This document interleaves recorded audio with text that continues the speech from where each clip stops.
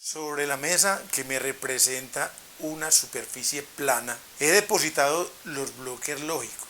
Eso para formar un conjunto. Como solamente voy a trabajar con esos objetos, ese conjunto se va a llamar el conjunto universal de referencia y lo vamos a nombrar con la letra U. Es de recordar que cada uno de esos objetos dentro del conjunto se llama elemento del conjunto. Es importante anotar que esos objetos son prismas geométricamente y tenemos que tener muy en cuenta la cara que el prisma tiene en contacto con el plano para facilitar nuestro trabajo. Estos objetos se le entregan a los niños para que los miren, los palpen, hagan reflexiones y observaciones, y el docente para la próxima clase les deja como tarea traer una diferencia que haya entre los elementos del conjunto. Entonces las primeras horitas se les da libres para que el niño juegue con ellos. Es posible, por la experiencia que he tenido, que ellos tomen, por ejemplo, estos dos elementos del conjunto y me vayan a decir que están formando una casita. Entonces dejemos que la bella exploración de los niños nos muestren qué se puede hacer con los elementos de dicho conjunto. Voy a asumir que un día en la mañana, al pedirles a los niños qué diferencia observaron entre los prismas de los bloques lógicos, me hacen esta presentación. Recuerden muy bien que se les ha dicho que es muy importante tener en cuenta la superficie de contacto con el plano. Supongamos que no diferencian bien esas formas de esos cuerpos. Entonces, la actividad es, con un marcador, coger el elemento o el bloque lógico y dibujar su perfil. Los niños deben hacer aproximadamente esto. No tan tosco como lo está haciendo el profesor, pero es una aproximación a la belleza de trabajito que hacen los niños. Se ha observado que sobre el plano la cara del prisma es esta estructura o esa figura. Entonces observamos que hay unas lineecitas que se encuentran en unos puntos. Esos puntos se llaman vértices. Cada una de las lineecitas segmento de recta y hay una región que está limitada entre dos rectas llamadas ángulos. Esta figura se llama el triángulo. Aquí vienen preguntitas para los niños. ¿Cuál lineecita es más grande? Ellos nos darán muchas respuestas y habrá forma de medirla. Lo mismo se hará con las demás figuras. Tenemos esta presentación de la segunda cara que hace contacto con el plano y le decimos a los niños, señalen los vértices, señale los ángulos y observe los lados. ¿Cuál lado es mayor? Habrá forma de medirlas por comparación. Los niños se darán cuenta que si no son iguales o no, para determinar que esa figura se llama cuadrado. Luego tenemos la tercera estructura, volvemos a definir los vértices, los lados y los ángulos. Se le preguntará si los lados son iguales, ellos nos van a responder. Los ángulos, si son iguales, también nos darán justificación de sus respuestas y determinamos que esa figura se llama rectángulo. Por último, se plasma el perfil de la figura en contacto con el plano. Esa lineecita que demarca o plasma la base en el papelito se llama circunferencia, pero la región del plano que está por dentro de la circunferencia se llama círculo. Esa es la razón por la cual nosotros generalmente por trabajar rápido decimos que esto es un triángulo, este es un cuadrado, este es un rectángulo y este es un círculo. Hay que agregar la palabrita prisma de base circular, prisma de base rectangular, prisma de base cuadrada y prisma de base triangular. En otra oportunidad, los niños me van a presentar las siguientes diferencias. El color: amarillo, azul y rojo. Entonces es importante porque es posible que hay niños que no sepan diferenciarnos eso. y tenemos que tener un poquitico de cuidado, de pronto es daltonismo entre sus ojitos. Bueno, esta característica la podemos asociar en la vida. Hay países en el mundo en donde tienen precisamente estos colores en su bandera. Venezuela, Colombia, Ecuador. Y así vamos integrando los colores a objetos que se presenten en la vida. Una nueva diferencia presentada en otro día sería esta, que me digan que hay figuras grandes y figuras pequeñas. Y se les dejará un buen rato o un buen tiempo para que ellos vayan haciendo lúdicas con los bloques lógicos, teniendo en cuenta las diferencias anteriores también, que les vayan integrando. El tamaño, el color y la forma. Un nuevo día, una nueva diferencia. Pero aquí hay una acción muy importante para que se note con claridad. Comparar los objetos y ver que uno es más grueso que el otro. Precisamente esa nueva diferencia de grosor entre los objetos de los bloques lógicos es lo que hace que geométricamente esos objetos son prismas. Y en este caso tenemos prismas de base triangular. Dejamos el tiempo que resta para que los niños empiecen a hacer las lúdicas con los objetos teniendo en cuenta las diferencias anteriores. Entre las actividades que se les pueden dar a los niños es la siguiente: teniendo en cuenta las diferencias que hay entre los bloques lógicos, se le entregará a un niño ese objeto para que él diga qué características tiene. En este caso, rectángulo, grande, rojo y grueso. Así, a cada niño se le entregará un objeto para que él describa eso. En otro evento, se le entregará un nuevo elemento del conjunto universal para que diga 4 características que no tenga ese elemento. Entonces, ¿qué podría decir aquí? Que no es rojo, que no es grande y que no es grueso. Así podemos trabajar las cosas afirmativas y las negativas de los objetos. Otra actividad es la siguiente. En una tarjetica plasmamos el color rojo. Debajo de ella, los alumnos deben traer todos los objetos del bloque lógico que tengan esa característica. Rojo, rojo y así sucesivamente.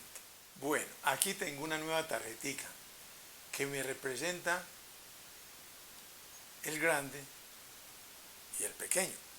Y este me está representando que no es pequeño. Entonces voy a traer una estructura o un objeto que no sea pequeño y que sea grueso.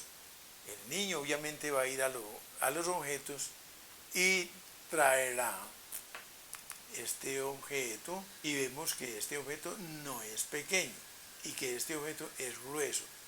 Va a traer otro objeto que cumple con las mismas condiciones y así sucesivamente. Una nueva propuesta sería encontrar un objeto que sea pequeño, que no sea rojo y que no sea delgado.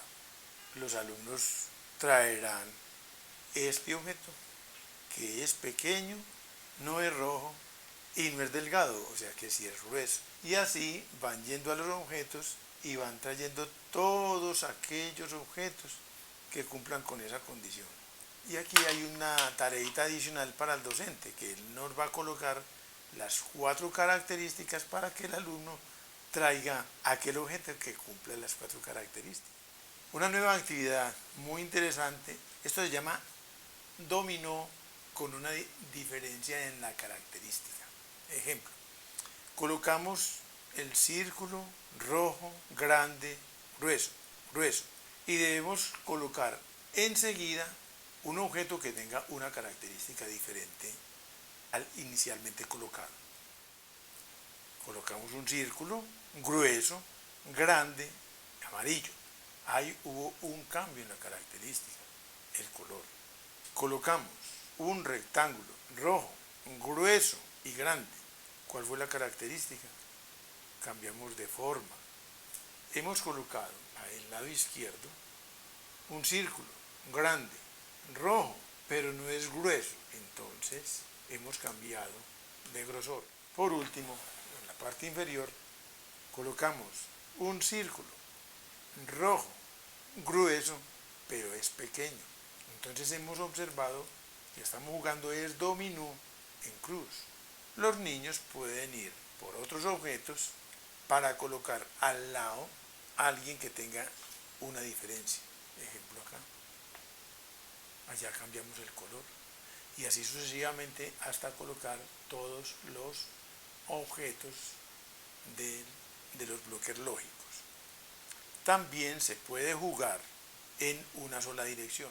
Vamos a jugar dominó en cruz, pero ya con dos diferencias. Tenemos como patrón cuadrado, amarillo, grueso y grande.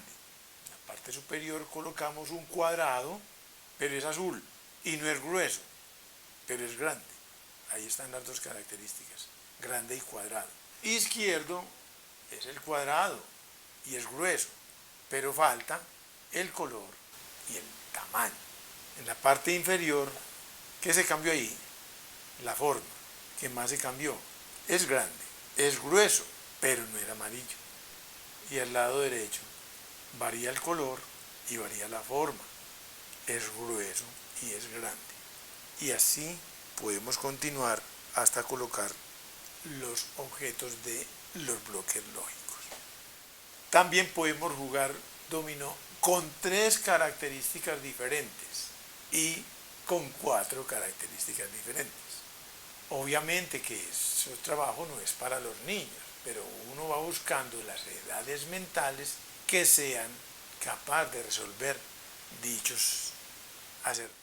Bueno, hay una actividad muy general, pero es interesante para poder lograr lo que hemos llamado serie. Un ejemplo o una introducción a este trabajo es colocar una estructura amarilla, luego una azul, luego una roja, luego una amarilla, luego una azul, luego una roja, hasta completar con todos los bloques lógicos. Podemos también agregar a esa estructura una segunda ley. ¿Cuál? Cuadrado, amarillo, grueso, sigue. Un cuadrado, azul, grueso, sigue. Un cuadrado, rojo, grueso. Puedes cambiar de forma. Rectángulo, grande, grueso. Y el niño que siga continuando en esa lógica, pero ya la propia, hasta que llene o coloque todos los bloques lógicos sobre el plano. Para estas ideaciones solamente debo tener en cuenta el grueso y el no grueso. Entonces observamos que tenemos una tirilla con cajoncitos. En el primer cajón coloco uno grueso, en el segundo uno delgado, uno grueso, otro delgado. Y esa es la secuencia que vamos a tener. La pregunta para el niño: en este último cajoncito, ¿quién va? ¿Uno grueso o uno delgado? Le toca hacer un análisis mental muy lindo, que para él puede ser muy profundo, pero es a la vez muy interesante. En este trabajo ya tendremos entonces 3 características. Es decir, voy a tomar los colores. Ubico primero el amarillo, luego el azul, luego el rojo. Empiezo con amarillo, se quita la secuencia y el niño mentalmente tiene que seguirla y decirme qué colorcito va en el último cajón. Poco a poco vamos profundizando. Ahora vamos a tener 4 características. Entonces la primera es, colocamos el círculo porque trabajaremos con la forma, luego el rectángulo, luego el triángulo, luego el cuadrado. Arranco con el círculo. Hará una reflexión mental y decirme cuál forma va en el último cuadrito. Bueno, para la siguiente actividad se necesitan todos los objetos que hay en el bloque lógico. ¿Qué hacemos? Cogemos uno de ellos cualquiera, lo escondemos y le preguntamos a los niños cuál falta. Para ellos se vale mover, es decir, pueden tomar los bloques lógicos para ir descubriendo cuál es el que falta. Ellos muy hábilmente, pues entonces van desplazando y asociando los bloques lógicos y los van colocando en una secuencia muy armoniosa, y donde quede el espacio, esa es la ficha que ha guardado el profesor. Esta actividad con personas ya de más edad se hace de la siguiente manera: se toma la persona, se le dice que salga del cuarto, se le esconde la ficha y se le dice cuál ficha falta. Obviamente pues empezará a observar y hacer un análisis de las figuras, y es importante tomarle el tiempo, porque él después querrá tener como reto hacerlo en el menor tiempo.